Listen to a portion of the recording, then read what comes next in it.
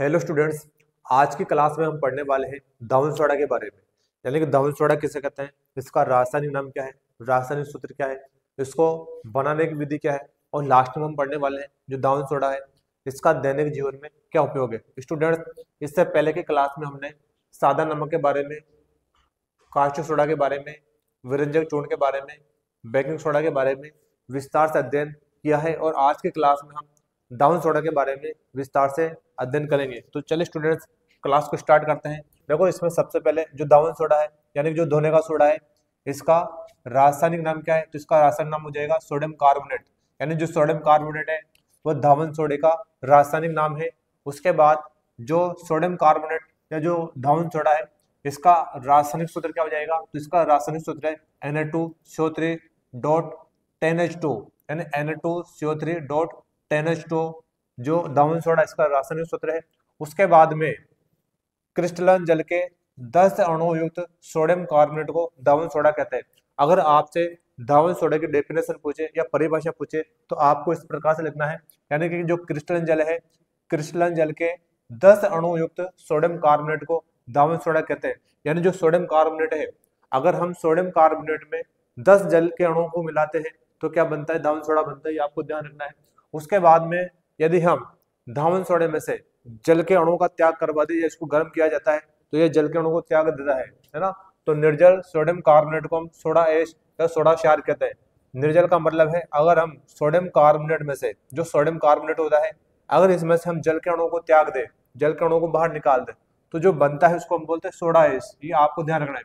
यहाँ से भी क्वेश्चन आता है सोडा एश या सोडा क्षार किसे कहते हैं, है ना।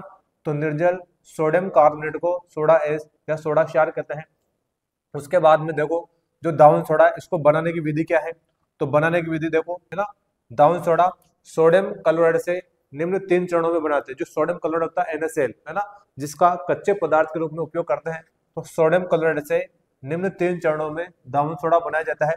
देखो, NaCl प्लस क्या? H2, इसको हम बोलते हैं ब्रेन वाटर, है ना। NaCl प्लस H2 यानी सोडियम क्लोराइड के सांद्र जलीय विलयन को हम बोलते हैं ब्रेन वाटर। तो जब ब्रेन वाटर की क्रिया अमोनिया और कार्बन डाइऑक्साइड से करवाता है ना, तो सोडियम बाइकार्बोनेट या सोडियम हाइड्रोजन कार्बोनेट बनता है और साथ में बनता है अमोनियम क्लोराइड, है ना। यानी कि कहने का मतलब यह है कि ब्रेन वाटर की क्रिया अमोनिया और कार्बन डाइऑक्साइड गैस से करवाते हैं तो सोडियम बाइकार्बोनेट यानी कि बेकिंग सोडा बनता है और साथ में अमोनियम क्लोराइड बनता है। ये इसका पहला चरण है। उसके बाद जो सोडियम बाइकार्बोनेट बनता है इसको हम गर्म करते हैं, है ना। सोडियम बाइकार्बोनेट को दूसरे चरण में क्या करेंगे? गर्म करेंगे। तो देखो, दूसरे चरण में क्या है? जो सोडियम बाइकार्बोनेट है या जो बेकिंग सोडा है इसको गर्म किया जाता है और गर्म करने के बाद में ये जल के अणु को त्याग देता है ना।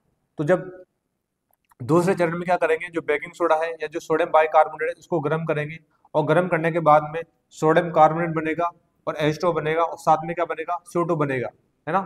और उसके बाद में जो तीसरा चरण है, इस तीसरे चरण में क्या करेंगे कि जो सोडियम कार्बोनेट है, इस सोडियम कार्बोनेट की जल के 10 अणु से क्रिया करवाएंगे। यानी कि Na2CO3 की 10 जल के अणु से क्रिया करवाने के बाद में Na2CO3.3H10H2 बनता है ना। ये आपको ध्यान रखना है। Na2CO3 क्या बनेगा? 10H2, जिसको हम बोलते हैं दाउन सोडा। यानी कि तीसरे चरण में जो सोडियम कार्बोनेट है, इस सोडियम कार्बोनेट की जल के 10 अणु से क्रिया करवाते हैं, है ना। तो सोडियम कार्बोनेट डॉट 10H2 बनता है, जिसको हम बोलते हैं दाउन सोडा। इस प्रकार से दाउन सोडा का निर्माण होता है।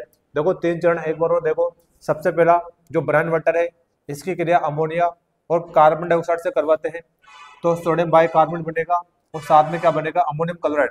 उसके बाद दूसरे चरण में क्या करेंगे कि जो सोडियम बाइकार्बोनेट है इसको गर्म करेंगे। गर्म करने के बाद जल के अणुओं का त्याग कर देगा तो सोडियम कार्बोनेट बनेगा। उसके बाद तीसरे चरण में क्या करेंगे? जो सोडियम कार्बोनेट है इसकी क्रिया जल के 10 अणुओं से करवाएंगे। जब 10 अणु से करवाएंगे तो सोडियम कार्बोनेट डॉट 10H2 बनेगा, जिसको हम बोलते हैं दाउन सोडा या वॉशिंग सोडा या कपड़े धोने का सोडा। इस प्रकार से दाउन सोडा के निर्माण की प्रक्रिया है पूरी की पूरी। उसके बाद में जो दाउन सोडा, इसका दैनिक जीवन में क्या उपयोग है? देखो स्टूडेंट्स, इसका पहला उपयोग है कांच, साबुन या कागज उद्योग, है ना। कांच, साबुन तथा कागज उद्योग में इसका उपयोग किया जाता है। उसके बाद इसका जो दूसरा उपयोग है यह है घरों की साफ सफाई में, है ना। घरों की साफ सफाई में भी इसका उपयोग किया जाता है। उसके बाद जो तीसरा पॉइंट है, ये एग्जाम की दृष्टि से इंपॉर्टेंट है और ये तीसरा पॉइंट इस प्रकार से है, जल की स्थायी कठोरता। जल की स्थायी कठोरता को दूर करने के लिए यहाँ से क्वेश्चन आता है कि ऐसा कौन सा सोडियम यौगिक है जिसका उपयोग जल की स्थायी कठोरता को दूर करने में किया जाता है? तो ऐसा सोडियम यौगिक जिसका नाम है सोडियम कार्बोनेट। तो सोडियम कार्बोनेट का उपयोग जल के स्थायी कठोरता को दूर करने के लिए किया जाता है। उसके बाद जिसका चौथा पॉइंट है जो बोरेक्स अयस्क होता है ना, बोरेक्स जैसे सोडियम यौगिक के उत्पादन में भी इसका उपयोग करते हैं, है ना। तो बोरेक्स जैसे सोडियम यौगिक के उत्पादन में किसका यूज करते हैं हम, यानी कि दाउन सोडा का उपयोग करते हैं। इस प्रकार से ये इसके उपयोग है, ये आपको ध्यान रखना है, एग्जाम की दृष्टि से बहुत ज्यादा इंपॉर्टेंट है। तो स्टूडेंट्स क्लास अच्छी लगे तो क्लास को लाइक करें, शेयर करें। Thank you so much. जय हिंद, जय भारत।